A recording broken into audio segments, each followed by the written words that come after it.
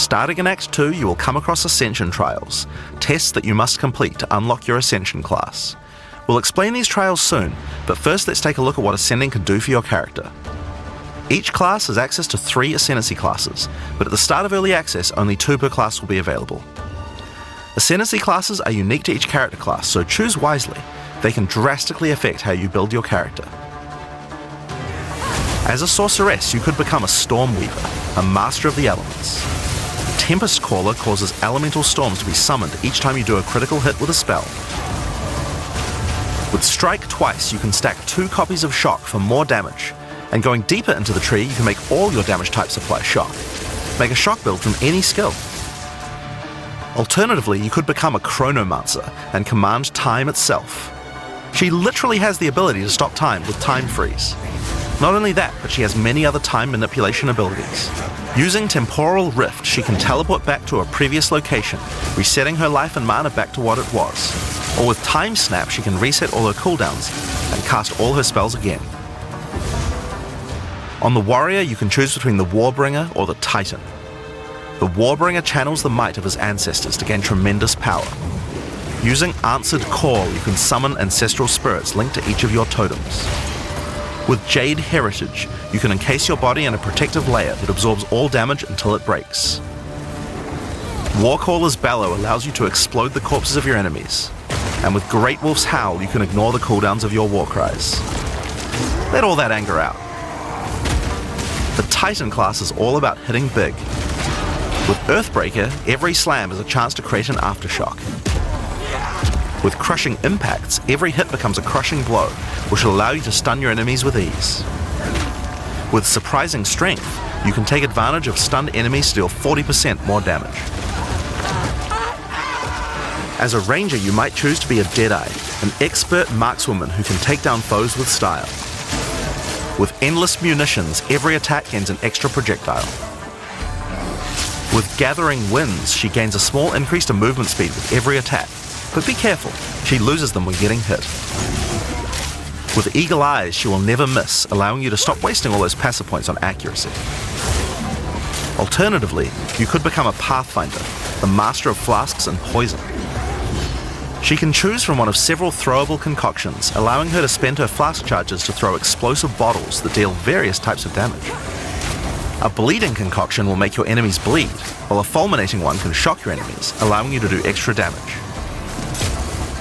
Contagious Contamination allows her to spread poisons between her foes, while Overwhelming Toxicity doubles the number of stacks they can be infected by.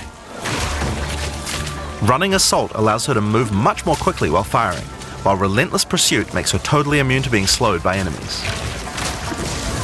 The Witch can ascend into the Infernalist or the Blood Mage. As an Infernalist, she can summon a loyal Hellhound companion. The Hellhound sets enemies on fire, as well as taking a percentage of the damage if the Infernalist gets hit. With Pyromantic Pact, you can turn your mana into Infernal Flame. As you cast more spells, the flame builds up, and if it overflows, you'll take damage. Using Bringer of Flame, you'll want to make sure you keep the flames topped up.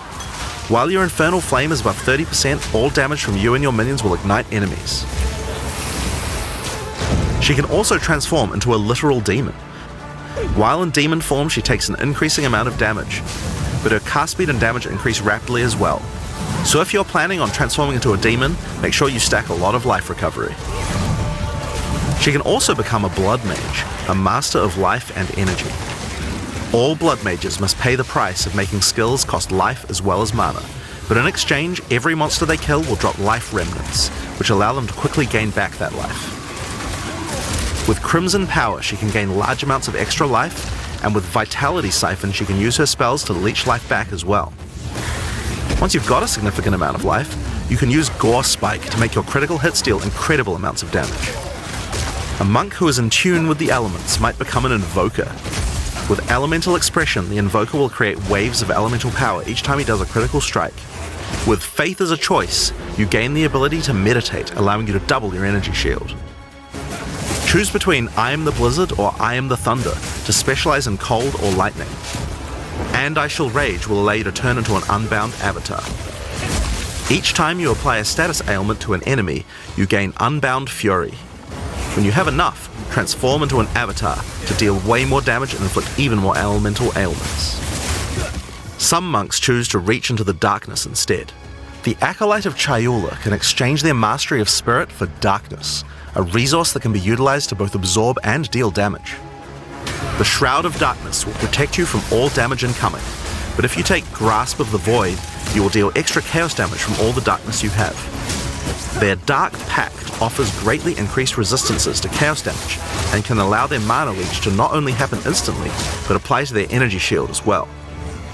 Another node you can take is Waking Dream, which allows you to see into the domain of the Breach Demons. There you will see the Flames of Chayula that can be taken to gain life, mana, and damage. The Mercenary has a job to do, but which job suits you? You might choose to become a Witch Hunter. Obsessive Rituals will give you a sorcery ward, allowing you to defend yourself against elemental hits in exchange for less defense against attacks. With Zealous Inquisition, your enemies have a 10% chance to explode on death. The chance is doubled against demons and undead.